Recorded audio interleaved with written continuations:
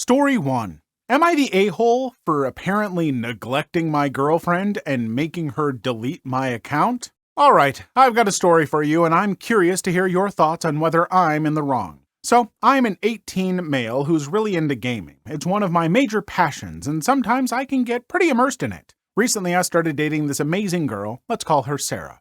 We hit it off and everything seemed great. However, after the CS2 update, I've got about 3,000 hours on it. I was spending a lot more time gaming than usual. Now, I'll admit, I kind of stopped going out that often. We usually spent most weekends together. And in my defense, I was just excited for the update since I've literally played this game since I was 14. I guess Sarah reached her breaking point, cause one day she decided to delete my account. I have the same password for all my accounts, and she knows it. I effing exploded. I had spent quite some money on it and had some pretty rare skins, not to mention all the games I had bought. I'm honestly shocked I didn't throw hands. I told her to get out and that I never wanted to see her again. I think she waited for me to cool down because a few hours later she tried setting up a meeting through my mom. I decided to confront her about it and things got pretty heated. We argued back and forth, her saying that me gaming made her feel like she wasn't a priority and that she even tried talking to me about it. I had told her that I just wanted a few weekends off to play my childhood game, but I guess she couldn't take it.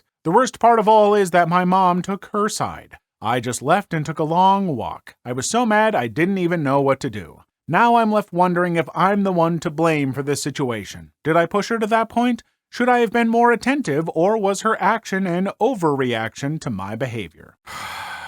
Really gonna make me defend a Counter-Strike 2 player? No, it's fine if you like that game. 3,000 hours. I don't think I've ever done anything in my life for 3,000 hours. I just can't. Now, I feel like maybe you weren't super attentive. Maybe you do game too much. I don't know. I can't tell. I only have your perspective. I will say, yeah, she's in the wrong if she's just gonna go into your account and delete it. Like, if she really has a problem, she could just say, like, you know what? I don't really want to hang out until you kind of, like, figure out a balance between me and a video game. Or something. Like, she had many other options that weren't just delete something that you like and then be like, you're not paying attention to me. Like, that's not a great way to go about things. So I'm definitely not on her side. I don't know if you made all the right decisions, poster, but you didn't deserve that to happen to you. So I don't know. Take that for what you will. But yeah, maybe encourage better communication. Story 2. My 50 male wife, 48 female, abandoned me 2 months ago to find herself. My wife Mary's family has a history of dementia, developing memory issues in their mid to late 50s. Her mom, grandmother, and several other relatives on her mom's side have developed dementia. Her mom lived with us for 4 years until earlier this year. Father is dead. Our kids are independent and out of the house. Oldest is in her last semester of college, and the younger enlisted. The last 4 years were tough on us. Our kids, daughter moved for college but moved back for a bit during COVID, and our marriage. Living with someone with dementia is brutal. We had talked a lot last year about taking the remaining college funds or regular savings, sell or rent the house. We were ready to downsize anyway, quit our jobs and travel for a year or until the money runs out. We just had to wait for her mom to move into a home. I understand her anxiety about developing dementia, and I was burned out. You live through COVID working remote, a wife working remote, a college and high school student taking remote classes, and a mother-in-law with dementia, and see how you hold up. Space finally opened up and we were able to move her mom into a care facility. I finally thought I had a chance to breathe. When we moved Mary's mom out, Mary's mental health took a huge downward spiral. I went from caring for her mom to caring for her. She felt guilty about putting her mom in a home and had lots of anxiety about developing dementia. Our plan was to start our traveling summer 2024. 2 months ago I got home and she left a note. My friends call it Exhibit A. Basically, she was going on our trip without me. She had quit her job, took most of the savings, and wasn't sure when she'd be back. Maybe a year, maybe sooner. She knew I'd understand. Her location is turned off, and my calls go direct to voicemail. I texted the kids a picture of the note. We have our own checking accounts for direct deposits of our paychecks, but we transfer most into a joint account to pay the household bills and savings. We both had access to the main savings account. We have joint credit cards we used for household expenses. The 2 cars and mortgage are joint. We both also have our own small savings accounts, our own retirement accounts, equally funded, and our own credit cards for gifts and fun things. I closed all joint cards and accounts. I waited a month to see if she'd come back, hopefully before she spent our savings. After receiving only one text the first month, I went to a lawyer. She basically said there was very little to do right now other than change the beneficiaries of my retirement account and life insurance. Yay, my wife gets nothing if I die alone while she's having our adventures. It was only a month, and there was no way to serve her papers. My lawyer advised me to keep paying the mortgage on the cars. The cost of trying to get a judge to approve the sale of joint assets was more than making payments. I didn't want to ruin my credit by letting one of our cars get repossessed, but I can't sell it because she's on the title. I get random texts and she sporadically posts on Instagram. Of course, she has comments turned off. I want to block her so badly, but my lawyer advised me that it's better to maintain a communication channel that's not through our kids. The last post was from Hawaii. She put in the comments how great a husband I was for letting her take this trip. I'm barely making it, paying 2 cars, a mortgage, household bills, insurance, hoping there are no emergencies because I have no savings, and she's enjoying our trip. F her. I'm so peeved at her. I helped take care of her mom for 4 years, and when she fell apart after her mom moved into a memory care home, she returned the favor by abandoning me. I'll never get to take this trip and have to put off retirement. My only solace is the kids are peeved at her, but they'll probably forgive her eventually. Double F her. I'm no fool. She's hooking up with guys. She looks good. She'll have 0 problems getting men. I texted her and asked if she was sleeping around. A week later, she responded that she wasn't. Sure. So I'm drinking alone on Friday night, and she's somewhere, probably on a beach, enjoying life. Triple F her. Yeah, I mean, I don't know exactly what her life has been like or how your relationship has been, but there's absolutely, I can't think of any good justification for her doing that to this poster. Like, this is awful. The fact that she's also, she's like, what a great husband I have letting me do this, when you didn't even talk to him about it. You didn't have a conversation. You just left and said, hey, I'm doing this. Bye-bye. I know you'll understand. That's awful.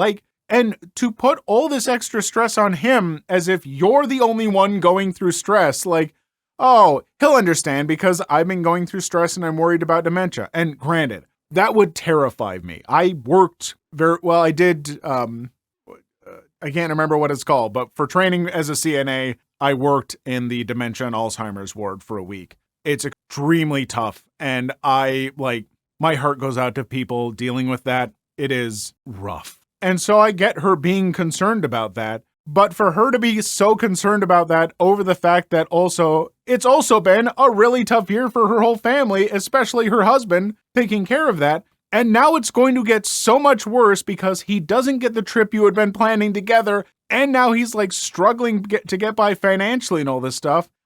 What an awful thing to do. Even if she eventually comes back oh, thanks so much for letting me do that, my response would be, I didn't let you. You just did it and took money from me and stuff. We're getting a divorce. I don't think I could recover from something like that. That's extremely selfish of her. Story 3. Am I the a-hole for laughing at my brother's tattoo? This is a pretty cut and dry scenario. My 32 male, little brother, 25 male, has been in a string of relationships since he was young enough to know what dating was. On several occasions, the relationship ended because he was caught cheating with another girl. These are just the ones that I know about. There could be more. In fact, his current girlfriend, 19 female, was the other woman from his previous relationship. He, I'll call him Danny, still lives with my parents, and I headed over on the 4th for barbecue. When he reached out for a hug, I noticed his arm was super red, and he showed me his brand new tattoo that he had literally just gotten. In huge words, it said, loyalty, in cursive. Where I might be the a-hole is that I kind of laughed as soon as I saw it and didn't try to hide it at all. It wasn't a dramatic laugh. He said, what's so funny? And I just said his tattoo was really ironic. He got peed and stormed off to his room and didn't join my parents and I, plus our sister, for dinner. I told them what happened and they said I was being an a-hole, and my sister said people are allowed to change. I personally think he's acting like a child by locking himself in his room and that I shouldn't be blamed for a 25-year-old storming off. I mean, people are allowed to change, and maybe he did get that as an affirmation to be no, from now on, I'm going to be loyal. I'm going to be a better person, and I'm putting it on my skin as a reminder. I can't 100% blame you for at least the initial laugh. I'm sorry, if I was in that situation, I know it wouldn't be the nicest, but yeah, if I saw loyalty on his arm, I would have a hard time not just being but at that point, if he's like, what's so funny? I'd be like, I'm sorry. I'm really sorry. I'm sure it's meaningful to you, but and then try to explain myself, and he'd probably still get mad. I don't know, but come on, bud, you had to at least have some knowledge when you got the tattoo. But like I said, maybe it's like an affirmation and a goal, but he had to know, right? Story 4. Today I effed up by sleeping after a vet visit where they gave my puppy a deworming pill. A real F up that happened today. Backstory. My husband and I recently picked up a starving puppy off the streets. We named him Beps. We got Beps. His bones were showing, but his tummy was extremely bloated. We took him to the vet to have him checked out, and then got him some meds for his anemia and to help him recover some body weight. We took him to the vet every Monday for 2 weeks. No issues so far, except us finding the occasional worm in his poop. Both vet visits, they gave him some deworming liquid because he was too little for deworming pills. 3 weeks, he is livelier and weightier than before, but we're still finding worms in his poop. The F-up begins. Today, the vet decided it was time to give him deworming pills, or half of it. He's now 2.97 pounds as compared to his initial 1.5 pounds. I took him home and around lunchtime, got him his food. He ate really fast and was dry heaving moments later, vomited up a bit of his food and tried to eat it back. I cleaned up his vomit and kept an eye on him, did a little Googling and found that sometimes deworming pills can cause nausea, so I worried a little less but was still vigilant on his demeanor. He pooped twice and the second time was a bit runny. Okay, Google said it might also cause diarrhea, so I guess this is expected. He's back to running around, so I'm thinking he's fine. Around 2 p.m., I needed sleep. I work the night shift and I'm trying to get reasonable sleep in before the start of the work week. Checked Beps again, and he seems fine, napping by my feet. I took him to his crate and we went to get some shut-eye. All seemed right in the world. Except when we woke up and saw he was covered in poop. His entire crate was covered in his poop. Maybe he cried when we slept and didn't wake up, but he was quiet in his crate when we did. Holy crap, it was a lot of crap. His bed, his toys, and smeared with his crap. I hurriedly got him out to give him a bath, and my husband went to clean his crate, only to discover there were a lot of worms mixed in with his crap. Poop and worms all around his crate. Oh my god. It was a disgusting, crappy mess. It took an hour to clean. I tried my best not to gag. My husband was stone-faced throughout the cleaning. Beps' bed and toys are still soaking in soap. I was almost late to work, and while I was panicking trying to get ready, this little bastard was getting in between my feet and tripping me up trying to play. Guess he feels better now that he's clean. I have no idea if he tried to eat his poop while in there. I'm trying not to think about it. Oh, poor little puppy having the tummy issues. Oh my god, and it's like tiny. It's only a pound, 2 pounds, 3 pounds. Oh, the poor puppy. I feel so bad for little Beps, and I feel so bad for you and your husband having to clean up all that. Gross, gross, gross. But yeah, that's a thing with puppies and stuff. I mean, I had a Great Dane puppy who's now my big Great Dane girl. Boy, oh boy. Folks, if you don't know, Great Danes have pretty sensitive stomachs. And as a puppy and you're trying to get them used to new food and stuff when you first adopt them, look, I've cleaned up a lot of poop. It's not fun. Story 5. You're gonna lie to the police? I'll go along with it, I guess. So I got into a car accident a few days ago. It was minor, but mostly my fault. I was doing a K-turn out of a residential driveway on a busy street, and while backing up, hit a car that was speeding to get past. No airbags were deployed, and both cars were completely drivable. This accident happened about 4:45. In the car was a middle-aged father and mother with a toddler in a car seat in the back next to the door that was hit. The family does not speak English. My father got out of the car and did the immediate look at my damage woes that come with an accident. He tells me there's a baby in the back and shows me the still sleeping child. His wife immediately gets on the phone with who I believe is the police. We pull into a parking lot to get off the busy road and wait. About 20 minutes later, I grabbed their hubcap out of the road and handed it to the gentleman, and he opened the back door again and showed me the sleeping baby. It's now about 5:40, and the couple's niece and her boyfriend show up. They immediately demanded money to fix the car, and I told them we'll go through insurance. She asked several times if I really want to go that way, and I told her there was no way I had the money to fix both cars, so insurance it is. She proceeds to call the police at that point. The aunt was on the phone with her, and not the police.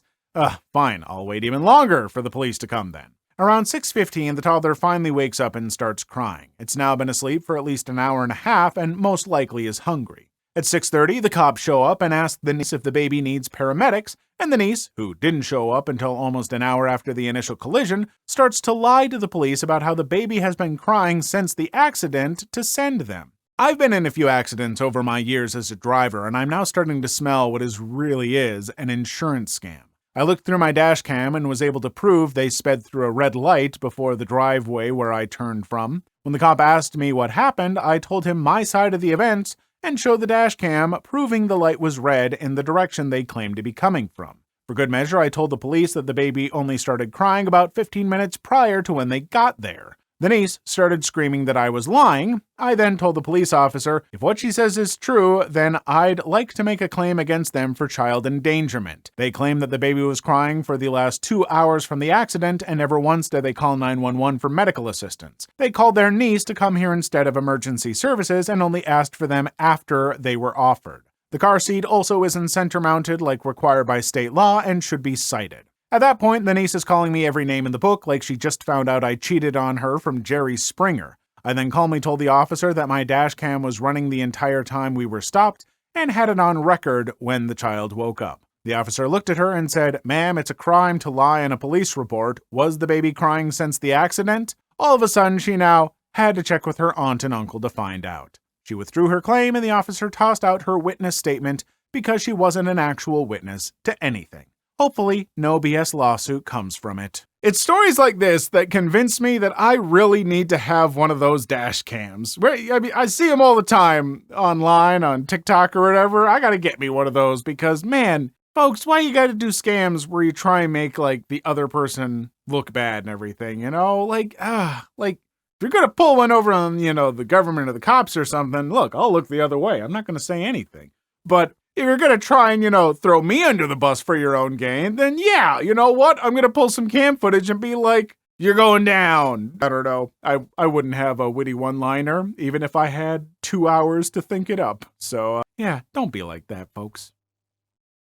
Story 6. Today I effed up by not taking my medications immediately and drinking coffee while taking them. Didn't happen today, but rather over many weeks with a resolution today. A few months back, I came down with a serious case of viral bacteria pneumonia. My whole family got sick, but I was the only one who got worse. Like an idiot, I tried to just wait it out, but it wasn't showing any signs of improving. So I got antibiotics, took them, got better, and in the end, right? Absolutely not. I learned today that you're not supposed to mix caffeine with most antibiotics because they can disrupt your liver's ability to process caffeine, which can cause you to have prolonged side effects or even overdose in certain cases. Combined with that, severe pneumonia can apparently alter the way your liver processes caffeine altogether. I'm here to tell you that a caffeine overdose is not nearly as fun as it sounds. It felt like my body was shutting down. I ended up in the ER, waited 5 hours without being seen, thanks for that. Went home and waited it out, eventually felt okay.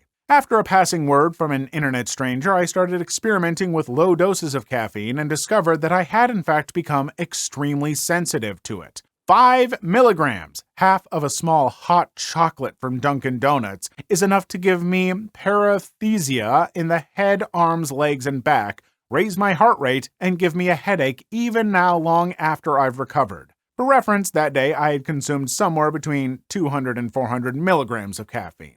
I only learned about the interaction between coffee and antibiotics today. I used to be a very heavy coffee drinker, 400 milligrams plus per day. Going through a cold turkey detox while still recovering from pneumonia was also horrible. The only upside is that I've been trying to cut down on coffee for years, just would have rather not had a near-death experience to go with it. Edit. Apparently, amoxiclav has no known interaction with caffeine. I may have been mostly/all from pneumonia. Well, whether it has no known interaction with caffeine or not, folks, this is a good reminder to read all the stuff that comes with your pills and, ask the pharmacist, questions. If they say, do you have any questions? Be like, yeah, is there anything I shouldn't do while on this? Because that sounds miserable. And if I had to give up coffee, no, I wouldn't do that. I probably drink upwards of 400 milligrams of caffeine a day of coffee. That's 4 8-ounce cups. I like coffee a lot, okay? And I could give it up for a week or so while I was taking antibiotics, but if I, couldn't stand to have it after that? Oh, I don't think I can handle that. And don't you dare tell me that, you just have decaf. Decaf still has, 10 milligrams per cup almost, or something like that. It's not completely caffeine-free. And so if a hot chocolate is enough to set him off, then yeah, no, I would lose all my coffees, and the world would pay. Story 7. Am I the a-hole for calling a classmate cheap and lacking character in front of everyone? I, 17 female, in my first year at my dream university, have made a group of new friends that consists of Jane, 18 female. Growing up, my parents told me that my job was education, and this mentality of theirs also applied for college. I recognize that I'm privileged to be able to not work during my schooling. My parents are wonderful people, and I feel like I upheld my end of the bargain by always striving to work hard in my area of interest. Recently, I noticed that when I order an Uber or place an Uber Eats group order that Jane will not pay me back. When I request Jane on Venmo, she declined it, and her reason was that it was not my money to request back, that it was my parents' money. Jane said that she refuses to help subsidize my privileged lifestyle with her own money. As far as I know, Jane has to work to cover non-tuition costs. I was pretty annoyed, but just wrote Jane off as someone I do not want to interact with anymore. My parents came to visit the last weekend and took me and a small group to a nice dinner. I invited everyone, except for Jane. Today, Jane confronted me in the common room about why I left her out. I was extremely embarrassed to be screamed at in front of people, so toward the end I had enough and said to Jane that she owes me $75, but it's fine because it was well spent to suss out that she was cheap of character. Later, my roommate told me that Jane cried afterwards, and I'm feeling guilty for making her cry. Am I the a-hole for calling a classmate cheap and lacking character in front of everyone? No, I don't think that you are. It might not have been the nicest way to kind of come back at her and everything. But also okay, fine. She doesn't want to pay back your parents' money or whatever. She doesn't want to, however she put it, subsidize your privileged lifestyle. All right, fine. Then why did she accept the food in the first place?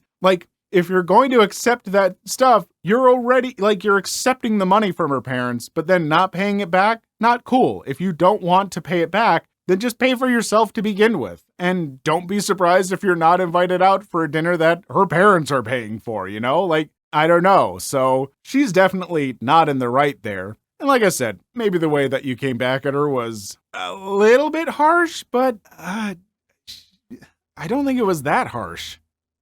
Please leave your story in the comments. I would love to make a video on them in the future. Also, don't forget to like and subscribe.